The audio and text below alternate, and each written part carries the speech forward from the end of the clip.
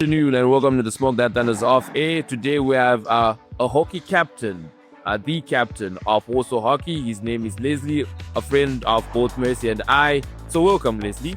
Welcome, thank you very much. So tell us how the Knights went today. We played badly, to be honest, but considering that we are a new club and we're building, it's good that we have started the process, and the results will definitely come as time goes on.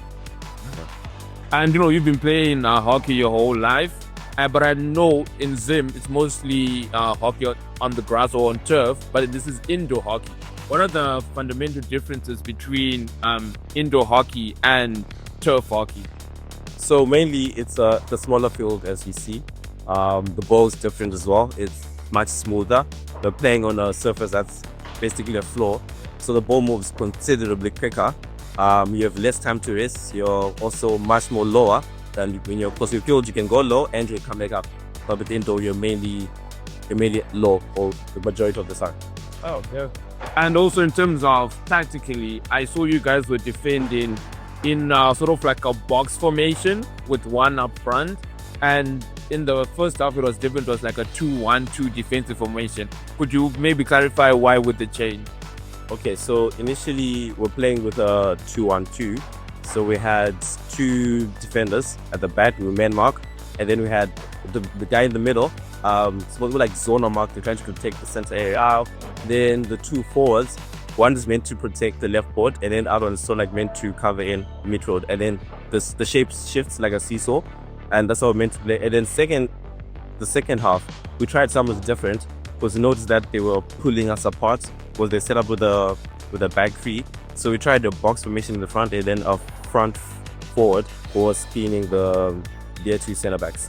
So you decided to go from maybe zonal marking, sort of like a mid and low block, to more like a man-to-man type of system. Fantastic. And then the next question is on you as a player, because the Lesley I know is an attacking player. Today I get here and I'm seeing you at the back as a defensive player. Does that come with you being captain, that you have to take more responsibility and stay at the back, or it was the tactical innuendos?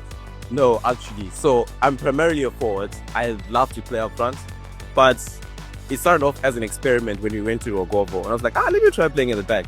So I was like, I'm quite comfortable playing at the back, and I just started watching like international games. There's the PSI indoors in South Africa right now.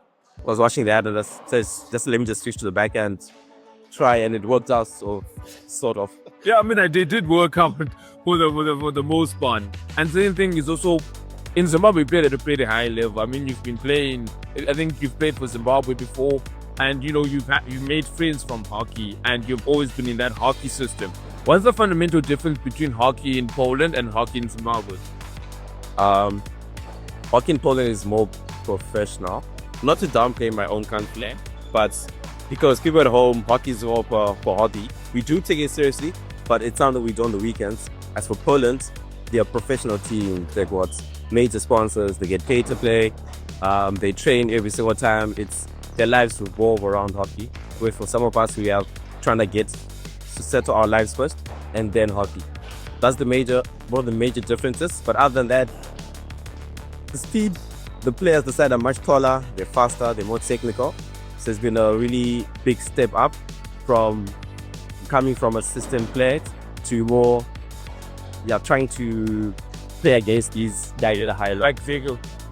Like bigger and more athletic players. Yeah. And also on that, what adaptations have you had to make? Because you already mentioned that the athleticism here is different. I've always been a hater of hockey in the sense of, I think it's for the athletically deficient. Those guys who don't want to run, who don't want to press, who don't want to do hours in the gym. Can you debunk that myth that hockey actually has some athleticism?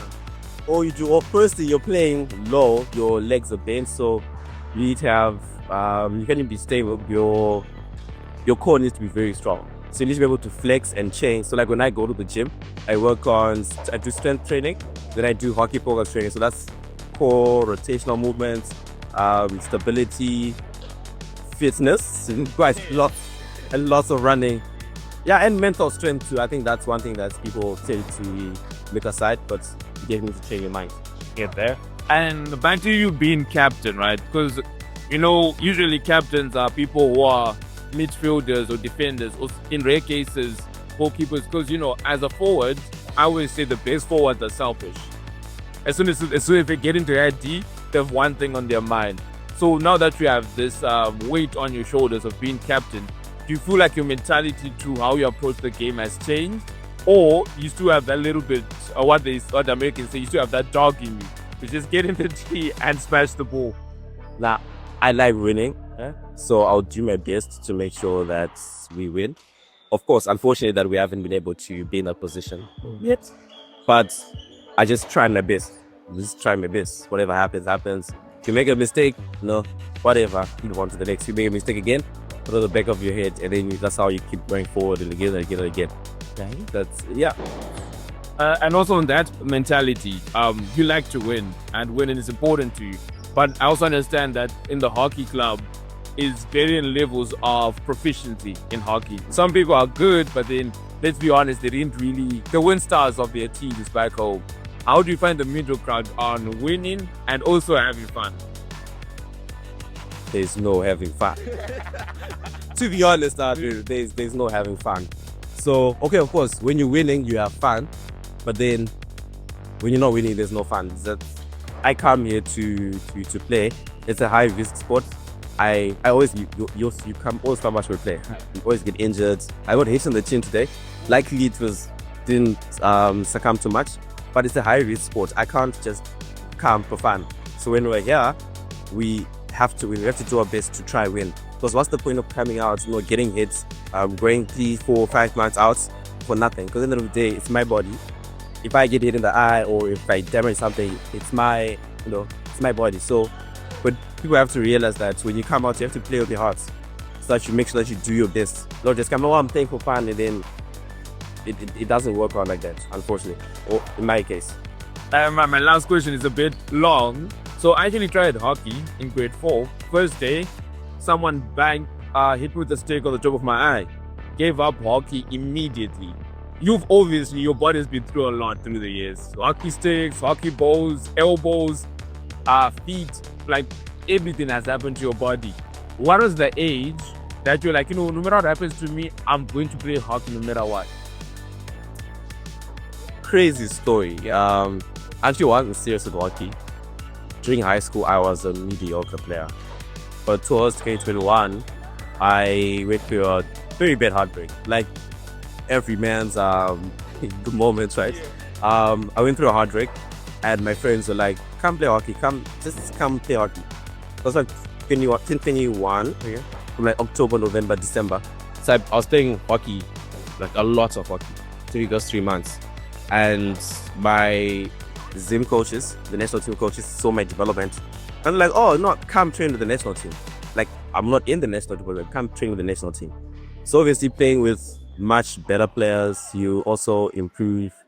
And yeah, you also grow to love the sports. It's something that I do outside work, outside school. Come right. I don't think about finance. I don't think about econometrics or anything like that. Just come here, I play. Whatever happens, I believe my body is good enough to heal quick. So I bet on my body to heal. But yeah, that was the main driving factor. And I thank God actually for that. Because it opened up many... For the heartbreak? Yeah. It opened up many doors, because I ended up leaving Zim for a different country. I played hockey there with some Pakistani guys. Oh, wow. And then I played hockey there. I came this side. I wasn't sure there was hockey. And because I played hockey with those Pakistani guys, they linked me with Ali. I said you guys are talking to him. Yeah. They linked me with Ali. Ali talks to me. He's like, "Come play for Warsaw."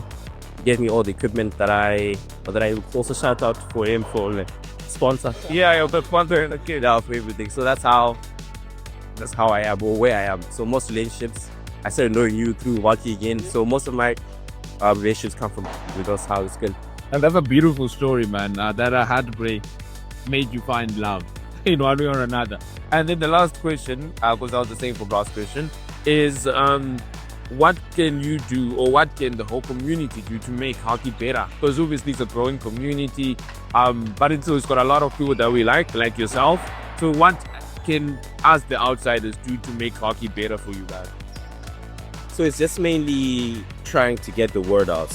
So hockey in Poland is not, it's very common, but it's not common in these beaches. So it's very popular in the western parts of Poland, here in Germany, because Germany is a big hockey country. Yeah, there. the big. So, but what the club is trying to do is trying to grow the sports. In Warsaw, try and get as many Polish kids to, have a hockey club that's playing soccer. And then for the international community, mainly Zimbabweans, most people played hockey in high school and then they just stop playing, or they played club hockey. They come decide they stop playing, like, oh, there's no hockey also. So we're trying to have everyone come, or try market the club, that everyone comes, whether you're a girl, whether you're a guy, whether they touch hockey in grade 4. It does play hockey like myself. So yeah, let's come, have fun, learn a thing or two. Next thing you're meant to playing against these guys, and it's great fun. And thank you so much for leading out our city's team, which could do better. We would definitely get there. It's our first season, so yeah, I get that. So yeah, thank you so much. That's all the time we have. Cheers, man.